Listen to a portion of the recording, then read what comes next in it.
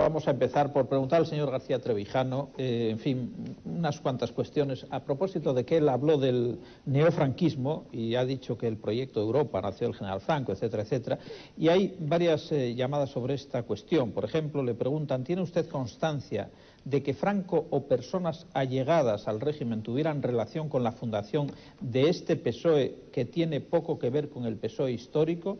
Y en relación también con esta cuestión, dice, ¿no considera usted que el felipismo puede ser una pantalla de los anteriores poderes fácticos que han quedado vivos del franquismo? Y ya para terminar esta cuestión, ¿de qué manera el gobierno de Felipe González se ha aprovechado, si es que lo ha hecho, del golpe del 23F? Son muchísimas cuestiones, voy a tratar de responder muy resumidamente. Primero, Franco fue un dictador cuya única finalidad fue durar el máximo tiempo hasta morir en el poder y subordinó todo absolutamente a esa finalidad.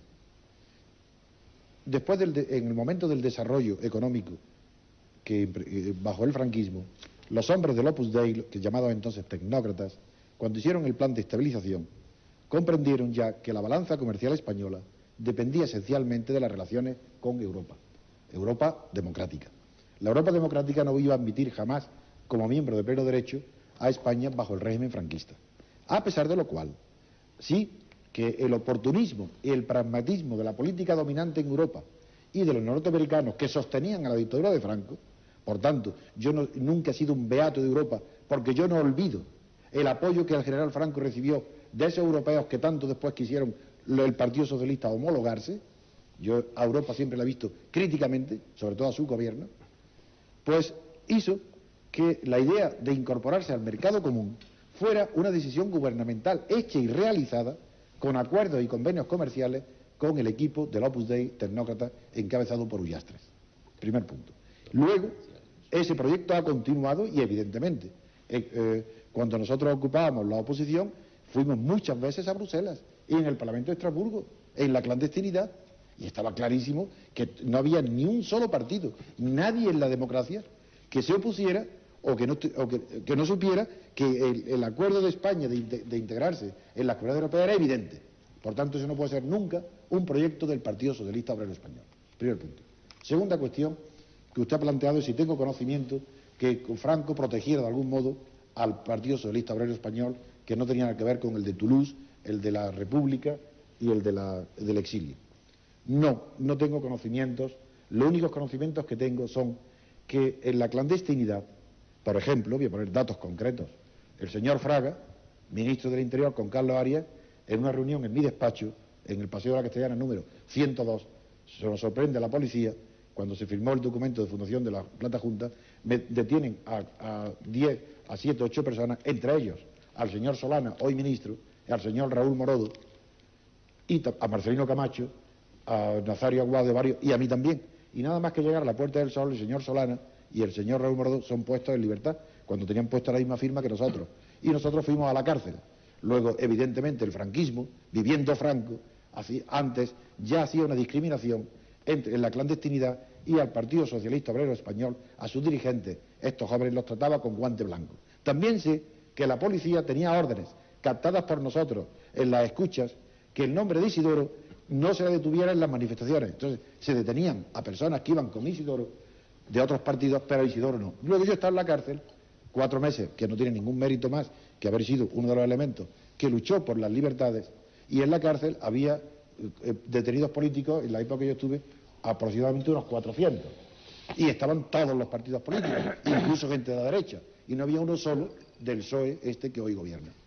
En cuanto a que el felipismo sea una cobertura, que es la última pregunta, para que los elementos fácticos de la dictadura hayan continuado en el poder, diré nada más que de eso sí que hay pruebas evidentes, y lo saben todas las estadísticas y la sociología.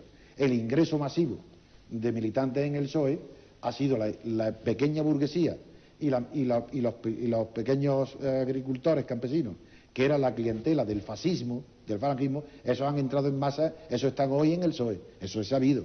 Por ejemplo, voy a poner un ejemplo. En el mitin que ha dado el otro día en Las Ventas, cuando el líder jefe, que para mí no es un líder, el jefe González, dice que tiene un proyecto de orientación para cambiar la historia de España, cuando termina, el micrófono se le pasa a los asistentes.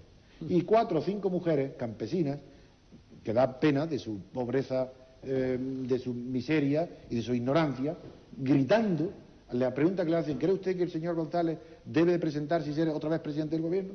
Y entonces gritan, sí, para que no gobiernen los criminales. Es decir, son palabras que pronunciaban los fascistas. Es decir, el elemento fáctico es primero las masas, los electores. Hay una gran parte del electorado que apoyaba a Franco, que hoy a quien apoya es al felipismo.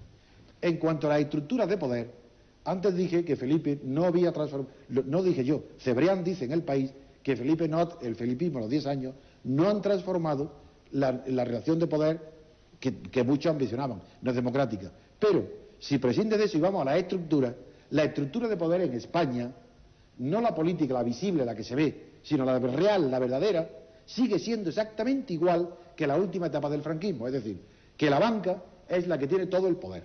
En la época del monetarismo, que hay una propensión universal a la liquidez, los altos intereses hacen que la banca privada tenga los beneficios más altos que ha tenido nunca, ni bajo Franco. Y tiene todo el poder.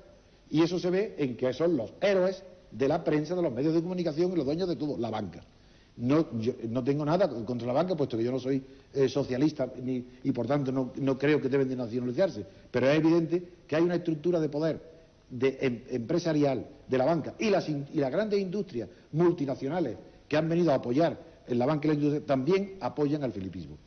Por tanto, sí puedo decir que hoy el gobierno de Felipe está apoyado en estructuras de poder que son las mismas sociológicamente, económicamente, que apoyaron al general Franco, y que eso es consciente el gobierno, y las ideologías que le dan y las medidas del INEM, las medidas del despido, todas estas es porque son exigencias de los soportes que le dan el poder a Felipe González.